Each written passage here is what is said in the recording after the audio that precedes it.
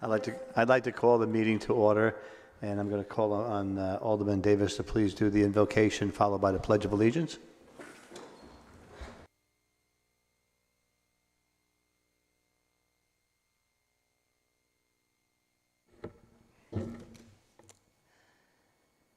Loving and gracious God, we thank you tonight and always for the many blessings that you continually give Southport and each of us. But grateful as we are, we ask you now for even more. Please, O Lord, give us wisdom and courage to hear and speak only the truth in our deliberations. Lead us away from short-sightedness or self-interest. Guide us toward paths that produce decisions for the good of all. Finally, dear Lord, grant us the humility to always seek your help. Amen. I pledge allegiance to the flag of the United States of America and to the republic for which it stands, one nation, under God, indivisible, with liberty and justice for all.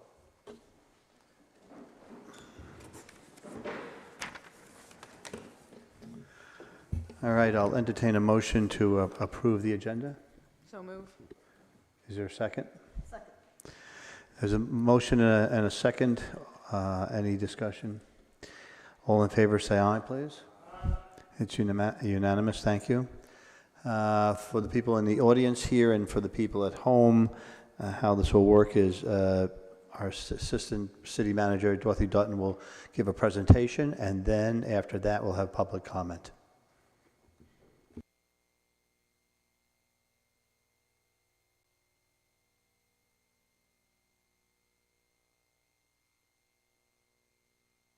Good evening. So it's the same presentation that we had last 2 weeks ago, I think. But we did change a few things, so I'll just go through it again.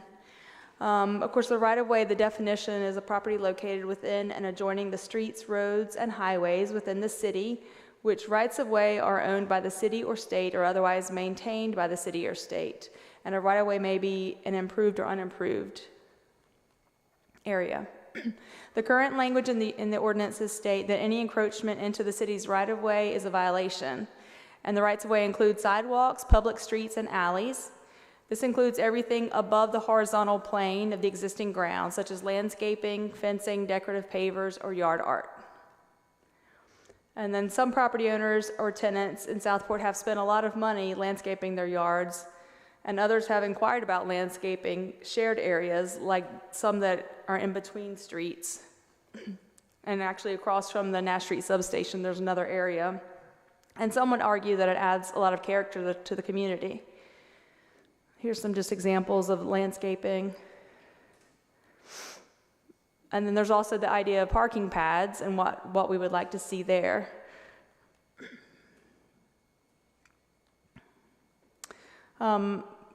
Section 16.8 of the UDO specifically states that rights-of-way are to be unobstructed for passage of people and vehicles. And then the alleyways, of course, should also be considered rights-of-way, and we will discuss them at a future meeting, I believe. And right now we have found 4 or 5 alleyways that have been closed by deed. Everything else, as far as we can tell, is left open. So there's a few options moving forward, and I have changed these since our last meeting to be a little bit more specific. We could enforce the right-of-way ordinance as it is written, and that means 3 different options. All existing encroachments must be removed by a certain deadline, or all existing encroachments can remain until the time the city needs access to the area, and then they will be removed and cannot be put back, and then no new encroachments would be allowed. Or property owners are allowed to landscape and plant vegetation in the city's right-of-way, but there cannot be any hardscapes, no pavers, fountains, decorative rocks, things of that nature. The third option would be property owners can create parking spaces only in the rights-of-way area, a maximum of 1 or 2 spaces, or are they allowed to be reserved for the property owners, and then what materials would be allowed. If we did not amortize the rights-of-way encroachments and allow existing or new encroachments until access is needed by the city or they cause a hazard, the property owner could then put back the landscaping encroachments at no expense to the city. Or number 5, allow landscaping around existing trees for protection against parking, but do not allow other encroachments. I'm happy to answer any questions you have. At this point for the board, are there any questions? But we'll come back at the end of public comment as well. So is there any questions at this point? I do have. Go ahead. Dory, with regards to those alleyways that were closed by deed, what time frame, what year was that? To be honest with you, I have to look at them more closely. Okay. I think the one that I had access to before the alleyway meeting was in the early 90s. Yeah. I think they're probably all around that period. One is behind the fire department, I do know that, so. The, Go ahead. I just want to know, that was a deed that the city gave to a private property owner? Yes, I believe so. The property was either divided amongst the adjacent property owners or one or two particular owners. Do we know whether there was any money for that? I mean, did the... I don't know right off. I will have to do some more research to find that out. I ask only because it could be precedential. Absolutely. I think the one behind the fires, you're talking about behind our big firehouse, right, was so that property, it just extinguished that one because they had the whole property from street to street. That makes sense. There's actually several. And I saw some of the paperwork, but in none of the paperwork was there any indication of a transfer of money that I saw. So for purposes of this meeting, I would suggest that we take the alleyways off for the time being. Certainly the public can speak about that, but because they came here to talk. There's a lot more questions for all of us to have answered before we go forward with this. There's some that were given, there's some that were taken, and there's some we don't know what happened. And that's the bigger number. We don't know what happened, but they're off the GIS. The issue of that may be that when the next owner came in and they hired somebody to do the surveying, they just went from backyard to backyard. And they did away with the alleyway, and that's why the GIS may be wrong. I can't tell you for certain that's what happened, because we have to go back to the some of the local surveyors and find out what happened. But that's one of the many things that was going on. the only other thing that I think we should add as far as things to consider, I was in downtown Wilmington recently, and on two separate places saw EV chargers across the sidewalk plugged into cars. So that's going to continue to show it, especially for those who have a 33-foot wide lot with no off-street parking. It looks like a trip and fall to me. 100%. Yeah. So we certainly need to have documentation, moving forward. If you've got lines going across the sidewalk, you've got a serious liability issue, probably for the city and for the property owner. I mean, that's beyond being a trip hazard. You got a flawed line, now you can have somebody electrocuted there very easily. That's a serious issue there. That's one of the, I wasn't aware of that until tonight, but that's one of the many things that we need to work out, and we're still working with some of the staff on that, and I trying to stay out of more than three of us together at any one time. I'm suggesting that once we find out some of these facts, that the staff, the aldermen, go 2 by 2, like the Noah's Ark, and walk with the staff if you have to show you what we're talking about. What we really need is one big city map that clearly shows everything as opposed to one sheet which does not line up with the next sheet, which is where we are right now. And so that you can see that there's huge breaks in the alleyways, and that we don't know why that happened. And the ones that we do know, we don't have them actually marked on the map to say, this one we know why it happened, because it belongs to addendum number 5. So we need to work on all of that, and that's why I'm suggesting that certainly if somebody's here to talk about that, please do so, but for us, we got a lot more work to do. And it shouldn't take that long to do, it really shouldn't. I'm glad you brought up maps, because getting back to rights of way, just today I became aware that there's a house in the historic district. About a third of the house, literally, is in the right of way. Now, this is a historic house, and I'm sure it was built before zoning, or I mean, it's a really one of our older houses. But it raises, and I was speaking with a surveyor about this, and it raises the question of, do we know exactly where our rights of way are throughout the city? For example, Caswell is not where you might think the rights of way are. The Atlantic apparently is pretty straightforward. The center of the street is the center of the street, and then it stretches evenly on both sides. Caswell apparently has moved and meandered over the years, and so what you think is the middle of the road and you would go this way and this way evenly isn't really the case. The original right-of-way was more here.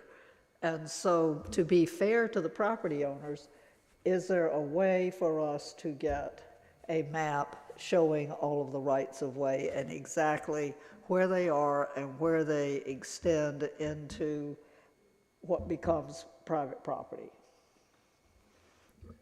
Typically, what I would say is that the property owner gets a survey and they know where, that's how they know where their property is. I understand what you're saying. No, I understand what you're saying, but I can't imagine. But we don't know. How do we enforce if we don't know where it is and if the property owner doesn't have the survey? I mean, there are plenty of property owners who don't have surveys, who just, you know, they bought their house without one and trusted whatever. That'd be a question for staff, maybe? Have you ever had that experience?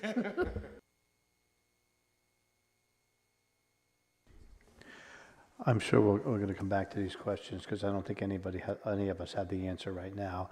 But they're good questions, which I'm hoping we have taken down verbatim. With that said, do you have a list of people who have signed up to speak? I have one comment that was emailed, and I have one gentleman that signed up. So would you like me to call? Let's call the person that's physically here. Mr. Bob Holben?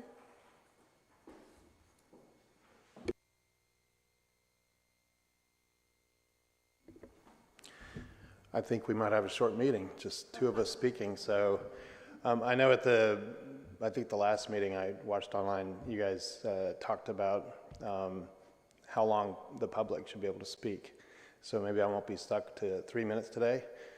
And on that subject, I generally, if I come with comments, I try to jot them down and keep them as concise as possible rather than just kind of wing it up here. So as a member of the public, 3 minutes is sometimes tight. I've done this, I guess this is like the third time I've come up here, and I'm always thinking about 3 minutes. I'm looking at what I'm typing before I come here, and 3 minutes is hard to get across what I want to get across. And I'm trying to make it organized. I would also ask that if you're asking the public to keep things at 3 minutes, I would suggest maybe 5 minutes as a limit, but I'd rather not have a limit. I think Alderman Davis did a great job analyzing the last few meetings and realizing that the public comments are taking something like, 42 minutes for a 4-hour meeting. So I think the real issue is the agendas are big. And you guys are breaking up your meetings, and there's a lot more of these meetings happening. It's a lot of work. I respect and appreciate everything y'all do as aldermen. It's a thankless job, but yeah. So I came up here with 4 main topics to talk about. I'd like to get some more clarity on the city's motivations for this whole rights of way. I've heard some of it, and I want to kind of talk through that a little bit. I want to talk about some candidate language. I think ultimately we're talking about amending the UDO. I think that's the direction it kind of seemed to shift on February 28th. I also want to talk about parking, and I want to talk about sidewalks. Everything wrapped up in this whole right-of-way topic. So I've been following the rights-of-way discussion since its latest rounds that started maybe a year ago, and I think it might be helpful if the city expands a little bit about the motivations for updating this policy. For example, I've heard the city staff seeks clarity so they can manage and enforce ordinances in a consistent manner. Okay, that makes sense. Maybe we could add, the city wishes to plan and prepare for a future where additional downtown parking spaces can be created, roads can be widened, sidewalks can be installed. I think that's kind of a top-level motivation. I'd like to hear that. That would be helpful.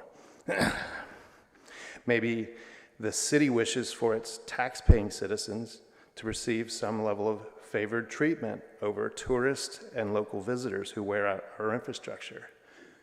Thank you. I've heard you talk about this recently. I'd like to hear if more aldermen feel this way. Or maybe the city wishes to create a culture of condo commandos. I've heard a little bit about that, honestly. Some of the comments from the last year bordered on this last one, so it's really maybe not a laughing matter. I'm just looking for some practical visioning. I do feel like collectively our aldermen are making more sensible comments of late, and I do appreciate this. I really like the take versus create comments that Alderman Carroll mentioned on February 28th. It will no doubt be a challenge to put this into UDO language, but that is what we need to strive for. Let's encourage homeowners to continue to create for the common good. Some neighbors build landscapes and swings and stone retaining walls in the right-of-way. The city itself plants trees in the right-of-way. I think we're all starting to agree that the lion's share of these installations add value to the charm of the city. And all these impact the city's ability to add parking spaces, or do they? The challenge is to find the right language that allows all of these things to happen if the circumstances are right. Here's my suggestion today. And I mentioned this in a sidebar after our last meeting. If the side of a city street has a concrete sidewalk and or a hard curb, then we clarify that this is an area that the city does not have any near-term plans anyway to create additional parking, sidewalks, or wider roads. In areas like this, property owners should be allowed to add to and maintain the right-of-way in front of their property. This can include landscaping, structures, fountains, sculptures, irrigation. All homeowners accept that these installations are at their own risk and could be removed by the city in the event the city needs to implement a project of their own for the betterment of the community at large.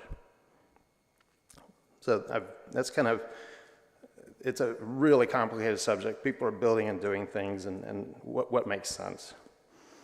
Let's talk about parking. I'd like to ask for some clarity on some of the candidate language for gravel parking spaces in front of the houses. The city's suggesting or asking for a maximum of 1 or 2 spaces or parking pads. That's what's in there. The more I thought about this after the last time, I'm not clear on the limit. What's the limit for? And maybe there's rationale behind it. I just don't understand it. We talked 2 weeks ago about the Lord Street corridor between Moore and Nash, and that entire block is gravelled on both sides. The residents built the gravel lots, got together and just did it. It evolved over time, and it's great. It's a model for, I think, optimal parking on a lot of these blocks.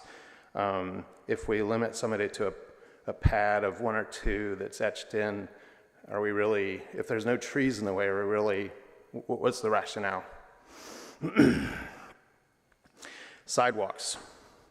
Do we have a prioritized list of sidewalk projects?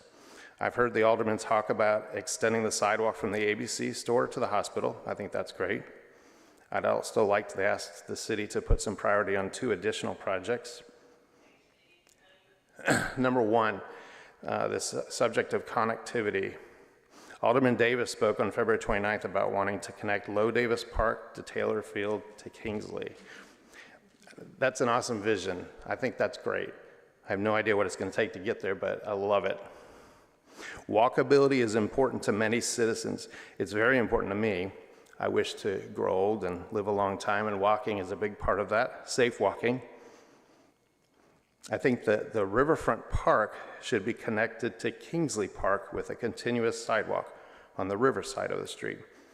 I've heard so many complaints about the house next to Kingsley Park. Has the city put thought into actually building something on its land and claiming the land and doing something for the rest of the city? That's a great place to extend the sidewalk to. I would wish, and I'm sure other people have opinions, if we do have or create a prioritized list of sidewalks, I would like that one to be high on the list. Another one, a bigger one, is I think East Moore Street should have sidewalks on both sides, all the way from in town, all the way to the circle out by Harbor Oaks. That's a big one, but can we somehow start planning 10, 20 years, 5 years, whatever the projection is? Walkability is really important. Maybe that works its way into the bicycle greenway project. That's all I've got. Thanks for listening.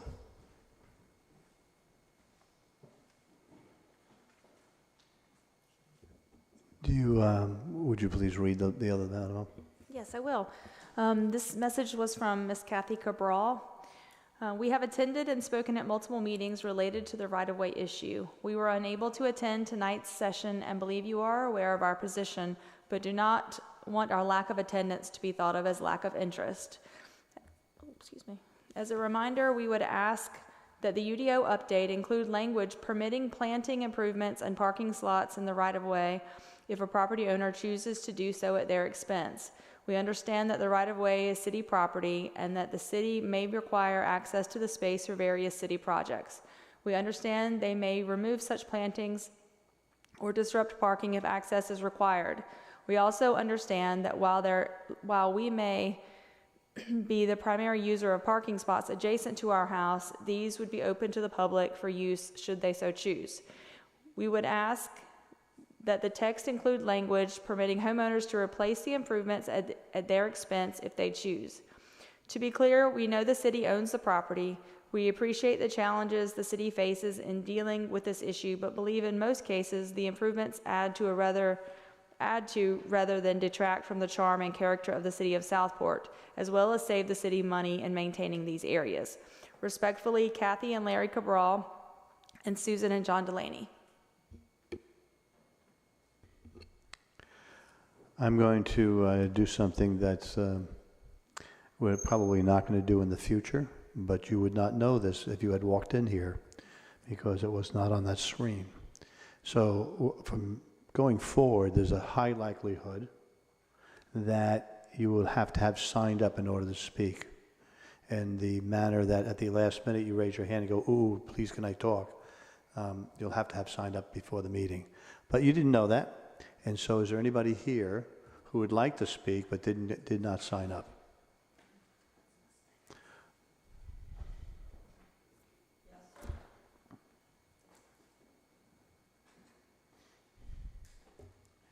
I'm Pat Kirkman, 119 Park Avenue. I had not planned to speak tonight, so I did not sign up. But since there are only 6 members of the public in the room tonight,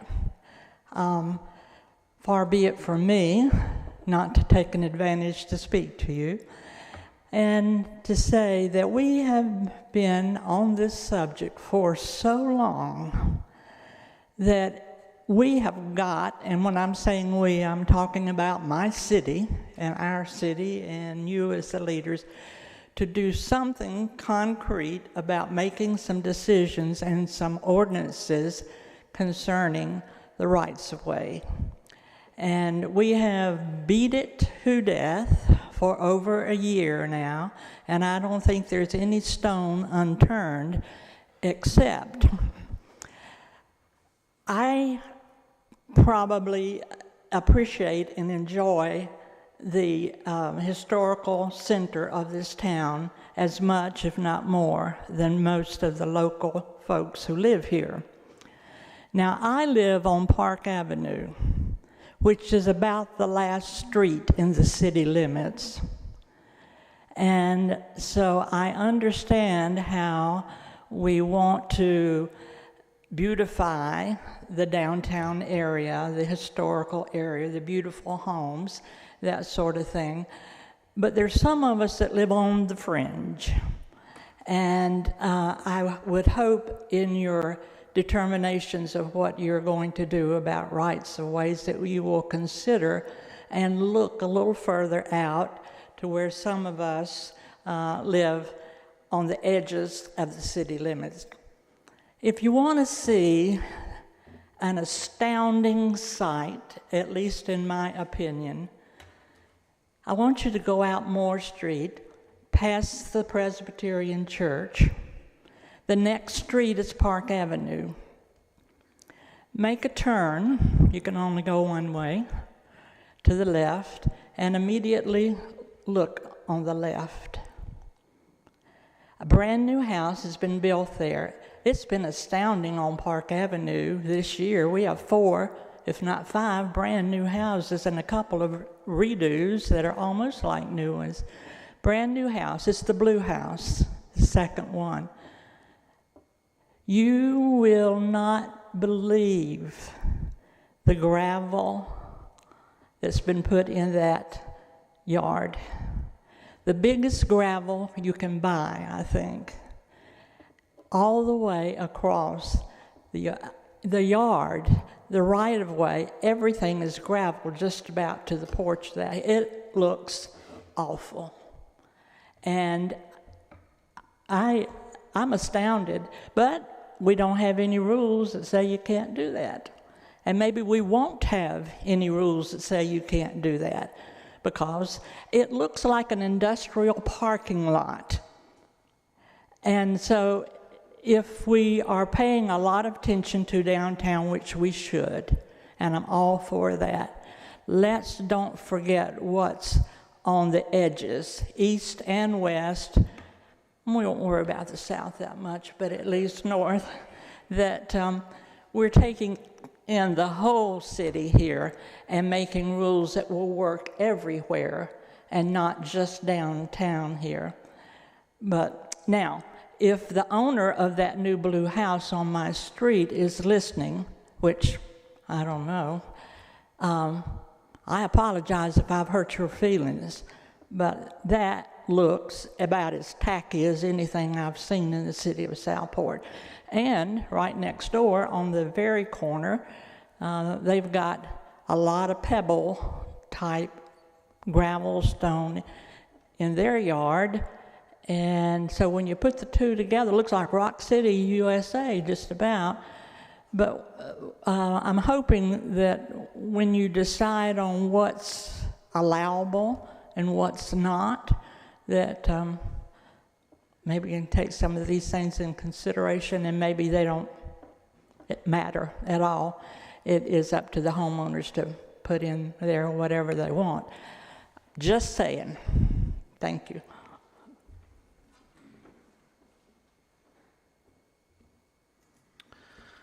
Okay. I'll entertain a motion to end public comment. Any second?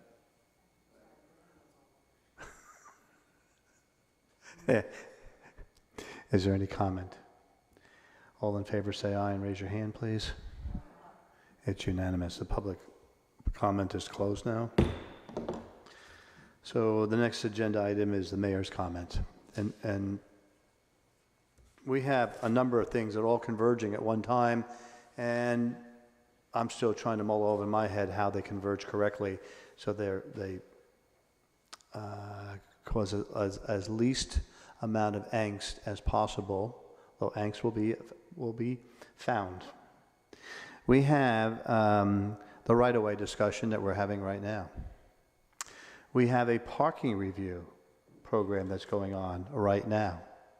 And we have an ad hoc committee that's putting up together suggested rules and regulations of how to run this meeting, and some other things that govern us, how we do things. And so all of those things are out there, and the balancing act now is to make sure that we don't get ahead of ourselves from one over the other. And the comment was made about how long it takes us to do something. The idea of having a parking study was suggested, I want to say, 2.5 years ago, maybe, something like that. And the way it's agended right now, it was a long time. It was John Allen was the guy who brought it up. It was voted on by the board to do something in January of this year. And we're going to go through this budget cycle without that having happened. So the next budget cycle that we could even do anything for it would be the budget cycle of 2025. And you put out RFPs and yada yada and all that other stuff. You're talking about the end of 25 before we actually start doing something. You look perplexed, Pam. I thought they were doing the parking study now. They are. Right, I'm But sorry, I'm confused. we won't have the results back until after this budget cycle. So we won't have the results back, and so we'll have the budget cycle done. And then sometime later on this year, we'll get something. And then we'll have to mull that over the winter. And then we'll have to bring it up for the next budget cycle. And then we'll have to do RFPs, or RFQs, or engineering hires, and all of that stuff. So 2026. That's how long it takes to do one of these projects. I'm hoping in the future, as we go along, we might figure out ways of speeding that up, but right now, that's the cycle that we're in. And yet we have this right-of-way discussion, which encompasses, a hunk of it does encompass parking. Because we have the issues of bigger events and holidays and weekends, busy weekends where people are parking in my front yard, on my grass, and you can't park here. We have those issues all the time. We don't, as a city, do not get necessarily involved in all of them, because the homeowner comes out. It's not all homeowners. There's a few come out and will raise heck with a poor guy who's trying to figure out where to park. And so he moves on, doesn't want to cause a fight, doesn't want to have any do anything, and it moves on, but it leaves a bad taste in everybody's mouth. So we have to come up with some kind of rules and then enforce it, where the people know if somebody comes out and tells you have to move, maybe there's a UDO thing that says you get a ticket for doing that. But all of these things have to be worked out. And so it's going to take us longer than we want to, but we are moving in the right direction. We're having these conversations. We have one more workshop, and can you remind me what date that is? I can't remember what date it is. I'm sorry, workshop for right-of-way? Yeah, don't we have another right-of-way We just workshop? scheduled the 2. Okay. So we're going to have to go back and mull this all over and try to figure out what we're going to do with this, all of this stuff. And actually, the options that were on the board before, they're not all exclusive of each other. There's actually a couple of them that can be put together. It doesn't say and or we could do this or and or we could do that. It just says it's option A or option B or option C. It goes all the way down. But we could put some of them together. We're going to do our best to get some of that done, trying to figure out how we crosswalk with that, with a parking plan that we have underfoot, that we've paid money for, your tax dollars for, and see how we do that. But there may be a bump in the road, pun intended, that we need to work on, but the only thing I ask for you is to give us patience and to constantly have public comment about it. Make sure that you keep us on track. And with that, Alderman Lay, do you have anything to say? Seems to me we've got one heck of a balancing act to do here. We've got tourists that come into the city. They bring money into the various businesses here. They brought prosperity in. At the same time, they come in and take up a lot of the parking spaces. So when the locals try to go downtown, they don't have anywhere to park. People have done a lot improving their property. Some of it was done with permits, some of it might have not been done with permits. We don't know. We don't have anybody that's been walking around the city saying, okay, you can or can't do that. So we got that issue to resolve. So there are a whole lot of things we need to look at, and I don't think it's going to be something that we're going to resolve overnight. This hasn't just developed overnight. So I think we're going to ask everybody to have some patience. We want to do the right thing for the people of Southport and the city of Southport. Hopefully we make as many people as happy as we possibly can. That's my only goal. Alderman Spencer. It's broke. Just a little bit of throwing things out there to make sure I get them out of my mind and I don't go home and say, I wish I would have said. So the motivation, Mr. Holben, right, is to recover our assets that have been taken, protecting our assets, protecting our right-of-ways.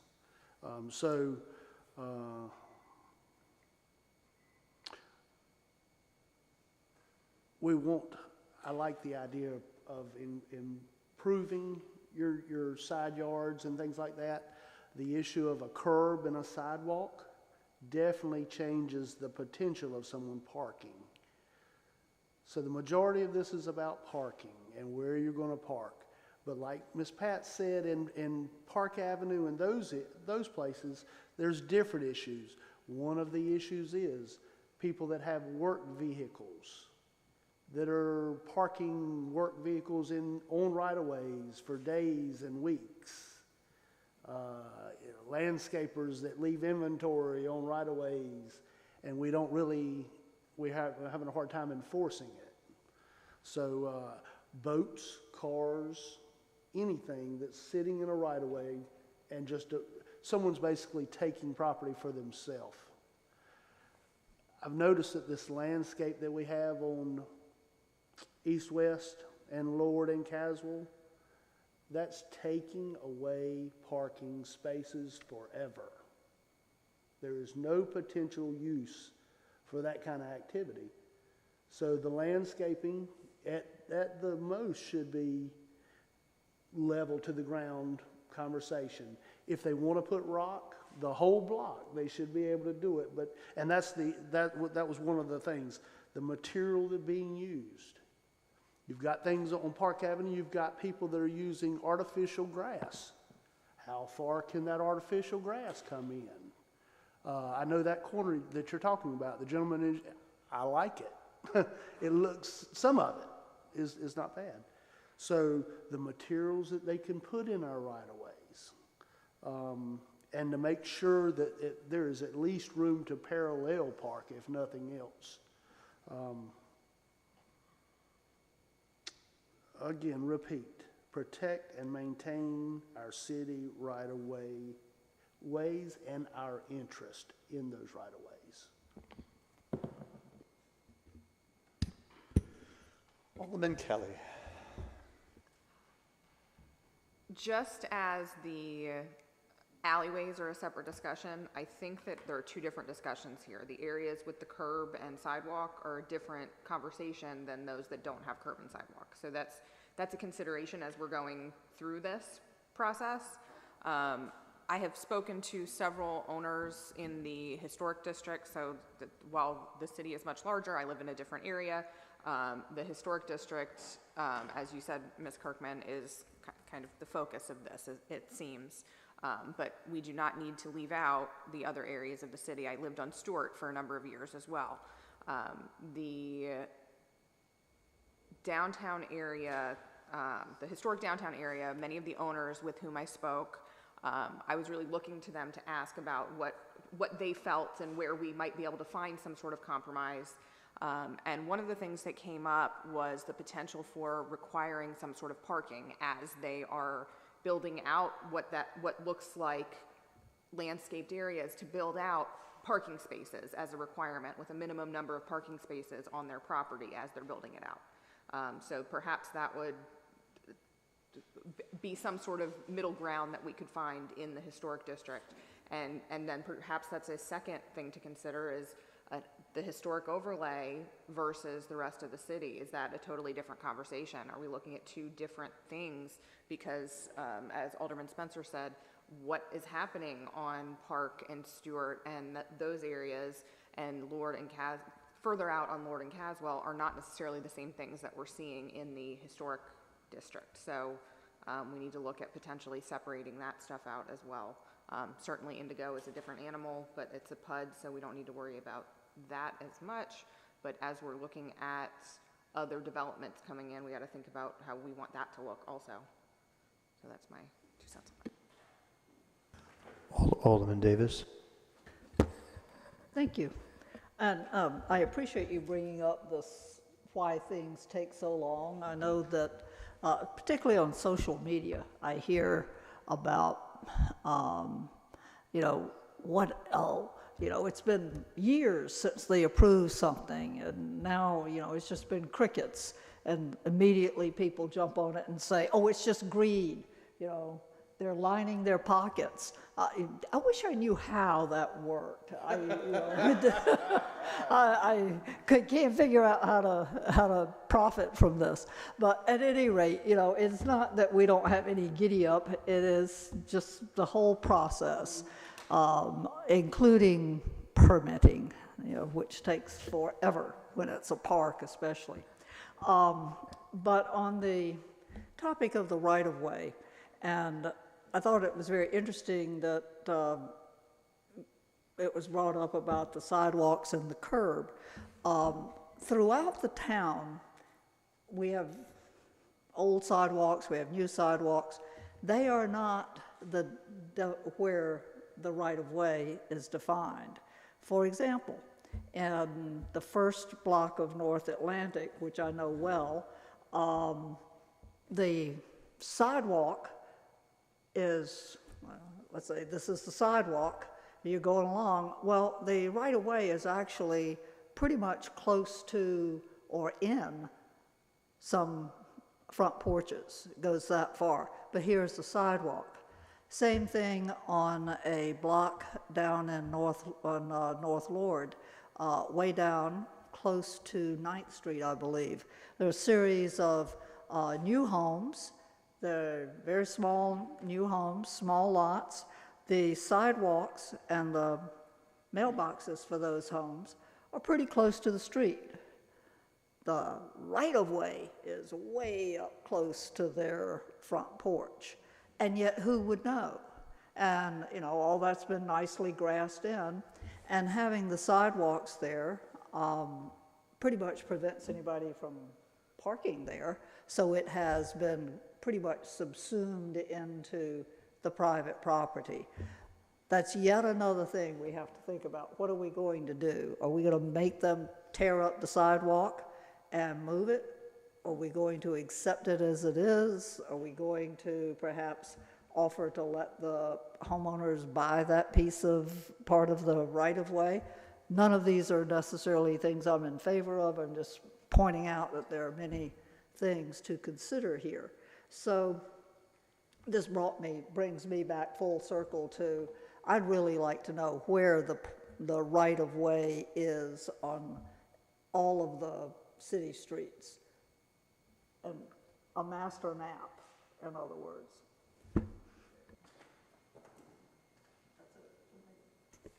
I like, Alderman Carroll, go ahead.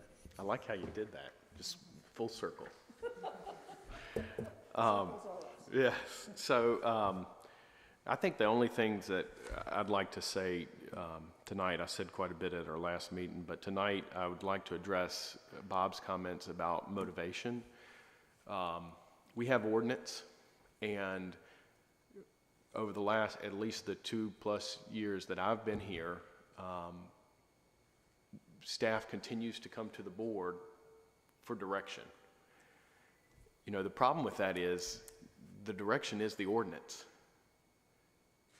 But for so long, we didn't address that. Code enforcement was willy-nilly. Some people it was enforced on, and some people it wasn't. So that is really, I think, where the motivation and the conversation came from. And then with regards to the parking pads and a limitation of those parking pads, you know, one of the problems was we envisioned someone coming in and pouring, you know, their full front lawn that isn't their lawn in concrete. We don't want to, we certainly don't want to see that if we can prevent it. Now, there are some areas where there is curb and there's asphalt up to that curb, and that looks just fine too. We know we have a stormwater problem. We need to take that into consideration. So that's all I have. Alderman Mosteller? Thank you, thank you. I don't even know where to begin. One of the things with motivation, there's safety is a motivator. Just as an example, from edge to edge, the street in front of my house I measured today is 18 feet wide. The only way to stop or pull off the road is to access the right-of-way. There's so much activity, back to Pat's comments, there's so much activity in our historic residential area. Homes are adjacent to businesses, to churches, to parks and rec facilities and activities. Runners and walkers are on the roads because our network of sidewalks is inconsistent, as well as bike riders and golf carts. So our narrow roads also limit the options for emergency vehicle access during a crisis. Fences and hardscapes prevent emergency vehicles from utilizing our right-of-ways. So with all the activity in our in-town streets, these wide right-of-ways provide for less obstruction of vision, which equals more safety and more safety for our streets. For us to have the safety we need for our streets, we need to keep our right-of-ways open. As Alderman Spencer said, you know, the city's asset, that's part of the responsibility from a safety standpoint, is recognizing that. So I would speak to it that way, and that's why I'm not in favor of once we do get to where we're going with this, I'm not in favor of grandfathering in hardscape, like fences and other hardscape. I understand we're going to grandfather in plant material that is existing now, that is, to my knowledge, or we could grandfather that in, and that we're not going to, I can't imagine that we'll be saying rips, you know, something out unless it obstructs and is a safety problem. But, so these are my thoughts too. I don't mean to speak for anybody here. Staff currently, it is my understanding that staff currently is enforcing our ordinance just as it is written. So that, Oh, new construction. for new, yeah, currently, right. It's being enforced for anything. So hopefully people aren't creating new encroachments because staff's working on that with code enforcement. I mean, I can talk about what all I'm in favor of, but I'm not going to do that unless we're going to have more of a board discussion. I think we're good for that. But I just, for motivation, is that, and when we talk about curbs and sidewalks already being in existence, we still want to not have an open thing because we're still we've still got visibility issues because we're narrow roads, even with all that. So I do think that whatever we decide, you know, I like the idea of maybe we do different treatments of things, like to Park Avenue in that area, and Stewart and all has a different kind of conversation to a certain extent. Maybe we can create something that says, you know, 10 foot off the curb or something. You can do plantings or whatever. I do wonder with staff addressing the conversation about driveway and a whole yard of a driveway. I think the UDO has a conversation about driveways. Maybe that could address some of those concerns about, you know, having a whole driveway yard, if that's a concern. But thank you. I think that's all. Just a little clarification for the rule here, as best I can understand, please correct me if I'm wrong, is the code enforcement in the past had to wait for a complaint to come in. And this board changed that. Yeah, but it changed it.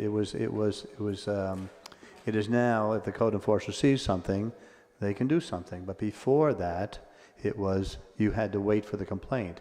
I think the key way of measuring that, and Dorothy, if you could help me with the number of houses that now that we made a rule of what a uninhabitable house is, that's not the right term, but whatever that term is like 50, something like that? I don't know, there's some huge number of houses that are minimal houses, that's the right term, minimum housing.